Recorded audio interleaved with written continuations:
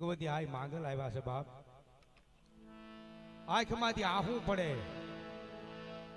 અને ઈ પેલા જો પગી જાય ને આ કળયુગની માલપા તો માંગલ છે બાપ. એકવાર તાળી પાડો જોરદાર. એ આંખમાંથી આહું પડે ઈ પેલા પગી જાય, પવન પેલા પગી જાય ઈ મછરાળી આય માંગલ છે બાપ. એવી જ કોઈ ઘટના હોય તો અમારા અર્જુનભાઈના પિતાશ્રી હિમા આપા પછે ગામના આંગણે માંડવો નખાણો હોય છે માલધારીનો, અને એમાં મહેમાન બની એના આવ્યા હોય છે બાપ. પેલા આગળ આપણે હાલીને જવા ધોવાય બધું. અત્યારે આ વાહન થઈ ગયા બધા, થોડી વાર ખમી જાવ, કોઈ લઈ નહીં જાય. એ ભાઈ હા કવિરાજ જેવું મારો બાપ. અત્યારે બધા વાહન લઈ અને અત્યારે માંડવામાં જાય, પણ પેલા 12 ગૌ સુધી માતાજીના માંડવાના હમાસાર હોય કે વાયક હોય તો 12 ગૌ સુધી હાલીને જતા. આ દાડા અને એવી જ રીતે એમ કહેવાય ખીમા બાપા જેથી પછે ગામના ટીમે માતાજીના માંડવામાં આવેલા, પણ ભગવતી જોગ માયા આ માગલ ને વાત રાખવી હોય, ભગવતીના માંડવાની માલિપા આવે અને માંડવાની માલિપા એમ કહેવાય રાત વીતે હિલોલ કિલોલ થી રાત વીતી હોય અને હવાર પડ્યું એટલે પગ પાડે પાછા માતાજીનો માંડવો વધાવી, થાંભલી વધાવી, જે પ્રશ્નો વ્યવહાર થયો વ્યવહાર બધાએ કરી દીધો. માતાજીની પ્રસાદી લઈ અને હાલી નીકળ્યા. ધીમે ધીમે ધીમે ધીમે આ પછે ગામ અને આ લીમડાને ક્યાં વેળું છે સાહેબ. અત્યારે તો આપણે ગાડી લઈને જઈએ, પણ પેલા હાલીને જવાતા. હાલી અને જે અહીં પહોંચ્યા ને ત્યાં એમ થયું કોઈ માલધારી કોઈ ચારણનું ઘર છે, થોડી વાર વિરામો લઉં.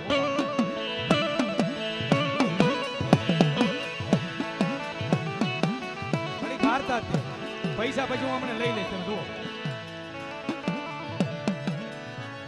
આ વાર્તા થોડી વાર કરવા દો મારો બાપ. હા પૈસા તમ તાર પૈસા હમણે પૈસાનો રાઉન્ડ લઈશ કડી ખમો. અહીંયા પ્રભાતનો પોર બન્યો દીદી,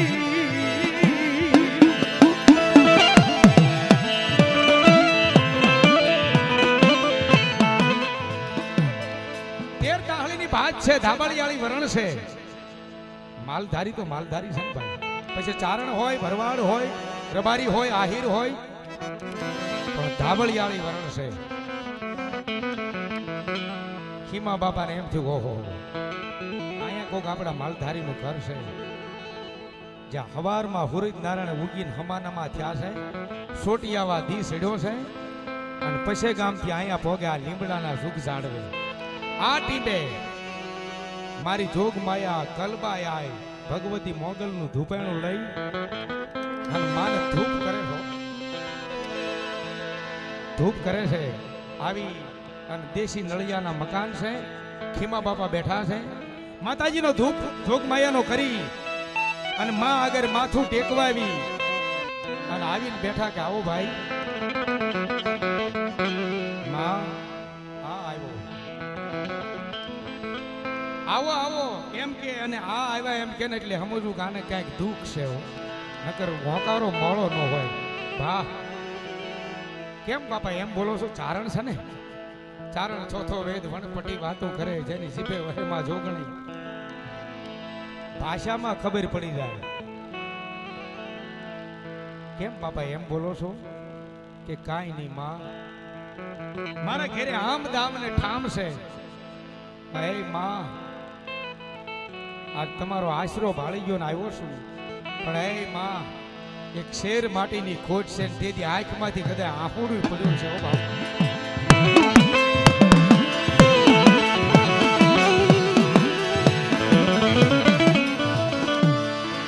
મારા ખીમા બાપાનો ઓશિયાળો ટકોરો મારી ભેળિયા વાળી માગલ બોલે.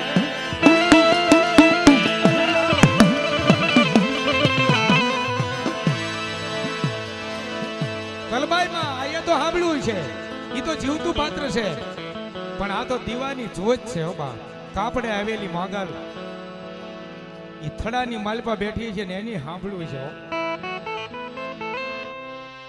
લાંભીનો અવાજ સાંભળ્યો છે, આંખનું આહુડું એ પડ્યું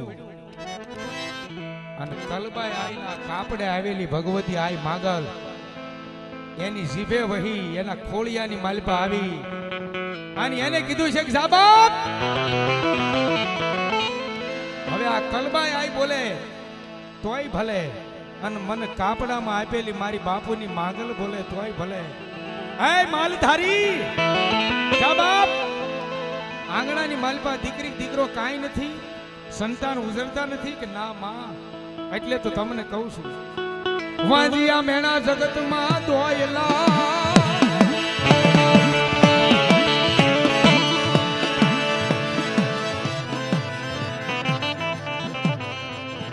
વાંજિયા મેણા જગતમાં દોયલા માં આમ દામ ને ઠામ છે મારા ઘરે દૂધ છે પણ કોઈ ધોડી અને વાટલો લઈને આવીને એમ નથી કહેતું કે માં મારી પત્નીને માં મને થોડુંક દૂધ દો એવું કોઈ નથી મિત્રો આપણે તો બધાય કદાચ માલ હોય તો માલ સારવા વયા જાય બીજો કઈ બિઝનેસ હોય તો ઈ કામે વયા જાય સવારમાં નીકળી જાય શિરામણ કરી પણ ઓરડાની માલપા જે આપણી ધર્મપત્ની રહેતી હોય ને એને ખબર હોય કે વાંજિયા મેણા કેવા ધોઈલા છે હા રાજ સીતાપુરની ઘટના મને યાદ આવે વાતમાં વાત મનુભાઈ ગઢવી મુંબઈ રે એમના દીકરા સંજયભાઈ ગઢવી ધૂમ 1 અને ધૂમ 2 ફિલ્મ બનાવેલા જુવાનિયાને ખબર છે એમના પિતાજી મનુભાઈ ગઢવી મુંબઈથી કાંઈ કારણોસર એનું ગામ રાજ સીતાપુર ને આવેલા એ સમયમાં જેને સોના વાટકડી પુસ્તક બનાવેલું છે અને એના મિત્રના પત્ની ઓફ થઈ જાય અને મનુભાઈ ગઢવી એમ કહેવાય અને તેથી એમ કહેવાય એના મિત્રે આવીને કીધું કે મનુભા હા ભાઈ કાપડા ઓલા ફલાણા મિત્ર નહોતા કે હા એના પત્ની ઓફ થઈ ગયા એ શમશાનમાં લઈને ગયા છે હારીકારી કરે છે હાલો જાય મનુભાઈએ સુટકેસ આંગણામાં મૂકી થાળીયું નાખીને શમશાનમાં જા ગયા પોતાના મિત્રની પત્ની જ્યાં ગુજરી ગયા હતા એની હારીકારી ચાલુ હતી હારીકારી ચાલુ હતી અને એમાં 1 કલાક 2 કલાક 3 કલાક 4 કલાક ગઈ એટલે કોઈ વડીલો પછી આગા બેઠા હોય યુવાની હારીકારી કરતા હોય એને કીધું કે ભાઈ એટલી બધી વાર હોય એક લાશને બળતા અને ત્યારે યુવાનીએ કીધું કે ભાઈ અમે તલ નાખવી છે ઘી નાખવી છે પણ એક નાની ગાંઠ છે એ નથી બળતી ના હાલો તો જોવા ત્યાં જઈ અને જોવે ત્યાં એક એ બાઈના પાડોશી હતા ને વડીલ ભાઈ એને શું કીધું ખબર એ ગાંઠ તલથી નહીં બળે એ ગાંઠ ઘીથી નહીં બળે કેમ કે આ બાઈને એક દિવસ ઊભું થવામાં મોડું થઈ ગયું હતું ને એટલે એને હાહુએ મેણું માર્યું હતું કે ન ભાઈ તું વહેલા જાગતી નથી એ મેણાની ગાંઠ વળી ગઈ છે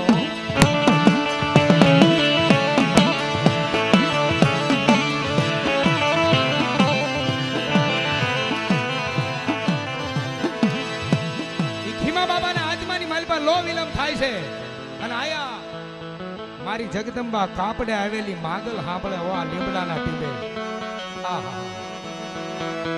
મારી કલબાઈ માની પૂંજેલી માગલ સાંભળે એના બાપુની દીધેલી દેવ મોગલ સાંભળે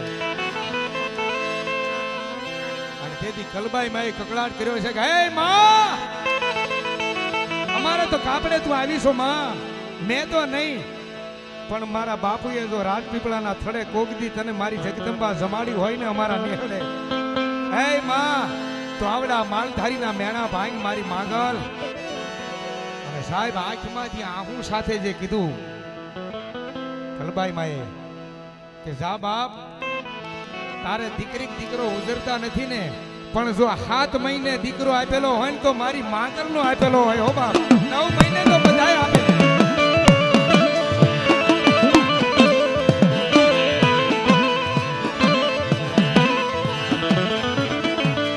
અને હે મારા દીકરા એક આપે ઈ તો દુનિયા ભાળે પણ જગતની માલપા જો અંજવાળું કરાવું એક નાળે 2 દીકરા આપું ને તો એમ જાણજે કે હું કલબાઈના કાપડે આવેલી માંગલે આપેલા હોય હો બાપ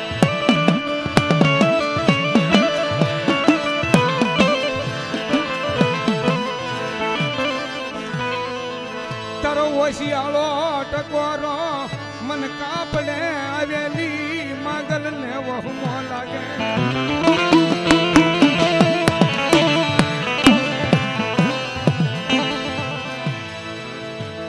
અર્જુનભાઈ ની બધાય એનો પરિવાર અને આ જે માંડવો છે સાહેબ, હા હા હા, અર્જુનભાઈના ભાઈનો દીકરો. આપણે નાના હોય ને તે ગમે ના નાટ હોય કે અથવા કોઈ એવો બાવળ હોય કે ઘરમાં કોઈ પણ જગ્યાએ હોય ત્યાં દોરડા લઈને હિંચકા ખાવાનો બહુ શોખ હોય. મને તમને બધાને નાના હોય ત્યારે